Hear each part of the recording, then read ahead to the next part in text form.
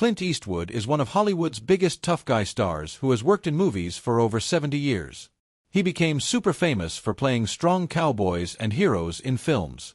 From spaghetti westerns like The Good, The Bad and The Ugly to movies like Gran Torino, he wasn't just an actor but became a symbol of toughness and strength that millions of people looked up to around the world. But even though everyone knew his face and his name, almost nobody really knew the real person hiding behind all that fame. Now that Clint is 95 years old, the world's most famous cowboy is dealing with really sad stuff that no movie role could have prepared him for. His last few years have been filled with loneliness, people betraying him, his memory getting weaker, and the painful loss of people he loved the most. Behind those famous squinting eyes is a heartbreak that's even deeper than any character he ever played in his movies. What really happened to Clint Eastwood when the cameras stopped rolling? What secrets are still hidden inside the walls of his now empty house? Before Clint became Hollywood's toughest cowboy, he was just a forgotten kid during the Great Depression, shivering in the back of a car and moving from town to town, never knowing where home would be next.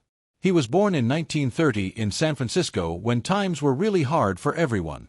Baby Clint was huge when he was born, weighing 11 pounds, so big that the hospital nurses nicknamed him Samson after the strong man from the Bible. But there was nothing heroic about his beginning. His family was really poor and kept moving around because his dad, who worked with steel, could never keep a steady job. By the time Clint was just 10 years old, he had already lived in more than a dozen different cities all across the West Coast.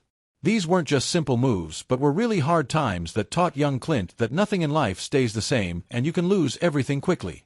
He once said in an interview that you learn not to get attached to anything because nothing ever stays. That quote shows us a childhood filled with sleeping in cold, cheap motels, being the new kid at school over and over again, and a deep silence that would later show up in how quiet and serious he acted in his movies. His mom Ruth was really strict with discipline, and his dad Clint Sr. was a quiet man who seemed to be slowly giving up on life.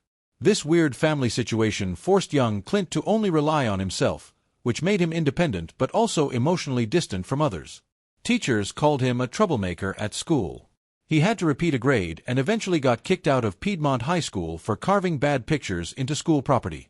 Everyone saw a rebellious kid, but inside he was just desperate for some stability and control in his life. Clint said years later that school never made sense to him, but music was different. At age 12, he taught himself how to play piano, sitting for hours until his fingers bled because he refused to stop practicing until the keys didn't hurt anymore. The piano became more than just an instrument for him but was like a metaphor for his personality. Hurt, alone, and never giving up. Even back then, he didn't dream about being famous but just wanted to be heard by someone. Picture teenage Clint practicing fancy music by himself in a garage while other kids were out having fun and chasing dreams he was too poor to have. That's where his story really begins, not on some fancy movie set but on a cracked piano bench with a dusty keyboard and a boy quietly building armor around his heart. His young life wasn't shaped by helpful mentors or people clapping for him but was built through rejection, always moving, and silence. By age 15, Clint had already learned the hardest truths about life.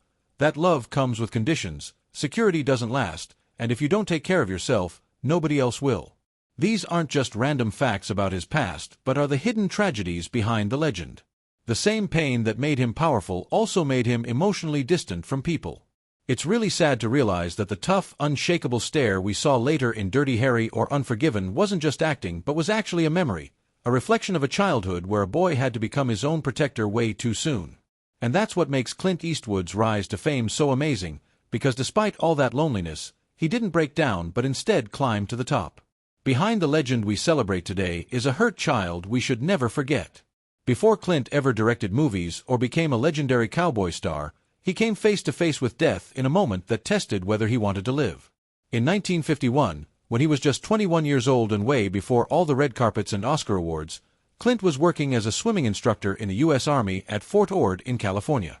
One regular weekend trip to Seattle turned into a disaster when the military airplane he was on had sudden engine problems and had to make an emergency landing in the ocean off the coast of Point Reyes. The crash threw him into a life-or-death situation that no Hollywood movie could ever copy.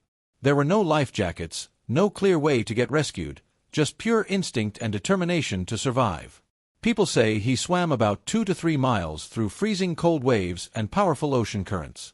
His arms and legs grew tired and heavy, and the cold water cut deeper into his body with every stroke. Each breath was painful, and each moment stretched into a mental and physical battle against nature. But he kept going, pushed forward by something stronger than fear, a quiet refusal to give up and die. When Clint finally reached the shore, he was soaking wet, exhausted, and shaking from the cold, but the scary experience had only just begun to leave its mark on him. That terrifying night, filled with darkness and silence, became a major turning point in his life. Years later, he thought back on it and said softly that he realized how fast life could be taken away and that he didn't want to waste a single minute after that. It was more than just a close call with death, but was a personal awakening. From that moment on, Clint Eastwood wasn't just a regular man anymore, but became someone defined by toughness and resilience, driven not just by wanting success but by a deep need to live life fully with purpose. That hidden chapter of his life powered his crazy work ethic and discipline. On movie sets, he became famous for finishing films quickly and running tight productions with laser focus. To other people, it looked like he was just being efficient, but to those who knew him well, it was the quiet echo of that moment in the ocean he could never quite forget. His friend Fritz Maynes once said that the crash never left Clint, that he never talked much about it, but after that experience he treated time like a weapon and was always chasing purpose. That near-death experience also bled into the characters he created in movies. Lonely men shaped by pain, guided by their own personal code, never easily shaken. They weren't just performances but were reflections of himself. Each look, each pause, each choice on screen was weighted with the memory of that cold, huge ocean and the boy who came out of it forever changed. But maybe the saddest part of surviving such a scary moment is that what happens after often goes unseen by others. The quiet need for control, the restless nights unable to sleep, the inner weight he carried, all of it stayed with him not in newspaper headlines but in silence. In rare interviews, Clint would offer mysterious insights like saying you learn that fear is temporary but regret lasts forever. Behind the tough guy image was someone who had once felt powerless against nature and learned early how fragile life can be. Maybe that's why even at 95 years old, he's still making movies and telling stories, not to chase applause but to leave something meaningful behind. He isn't trying to prove anything to anyone but is paying tribute to survival, to second chances, to that moment he crawled out of that freezing sea with his heart still beating and a new fire inside that's never gone out since Claude can make mistakes.